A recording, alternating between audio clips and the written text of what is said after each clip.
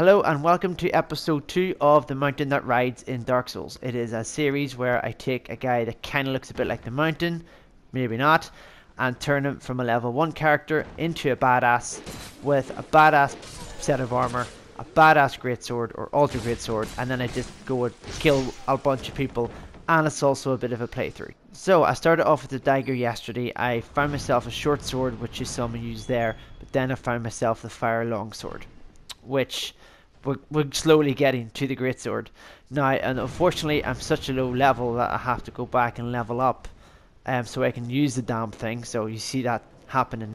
So once I equip the longsword, you will see me getting all the way through to the Iron Giant, following my 2 rules. 1, if I find a horse I can use it, because the mountain uses a horse, but the mountain is not allowed to use a shield.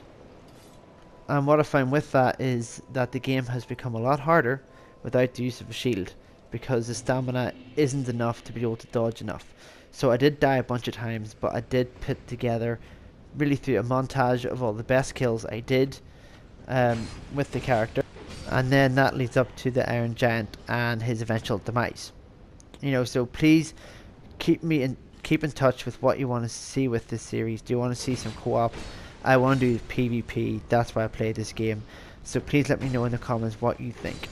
Now, while I'm letting the rest of this play out, I just thought I'd give you a bit of a background about myself and where the love of games comes from. I started with the very first Amstrad in the late 80s. With that I played the likes of Rolling in the Ropes, Oh Mummy, Rolling in the Caves, Short Circuit, those old games there.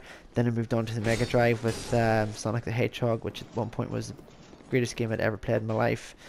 Streets of Rage 2, Mortal Kombat was brilliant, because the day that came was the day I got to stop doing piano lessons, which was a great day for me. Then I moved on to the Sega Saturn, which was so underrated. I loved that console. I love Virtua Fighter, I love Fighting Viper, Sega Rally, Panzer Dragoon Saga. I got a chance to play that. It was just a demo. I'd love to try out the game, but it costs, I think, about £200 at the minute, which unfortunately I don't have. Then Sega Saturn kind of went a bit bust.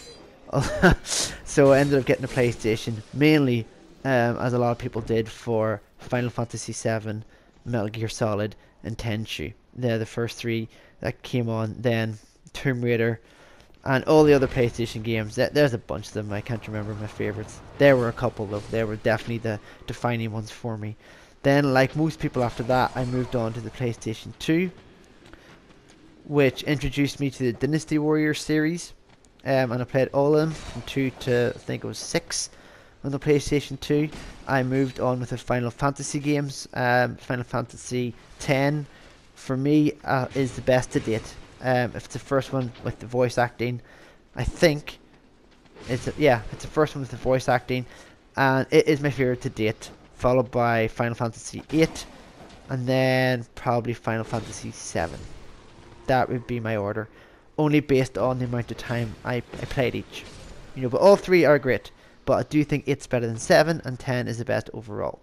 And then, again, like most of you, I went on to the PlayStation 3, where I found the Souls series. I love Demon Souls, played Dark Souls, Dark Souls 2, loved the XCOM series.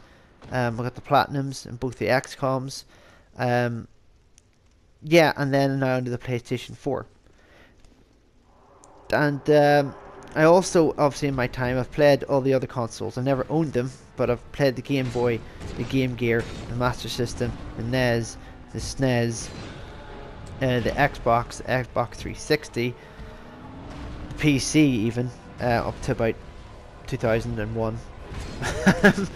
The Civilization series, I love all that types of stuff as well. So that's kind of where I am at games. I've probably left out a load, but I do love playing games. It gives me a release from work, and it lets me to relax. So yeah, I hope you enjoy the video. I hope you're enjoying my channel. This is the last giant. I think I'm level 16 when I'm killing him.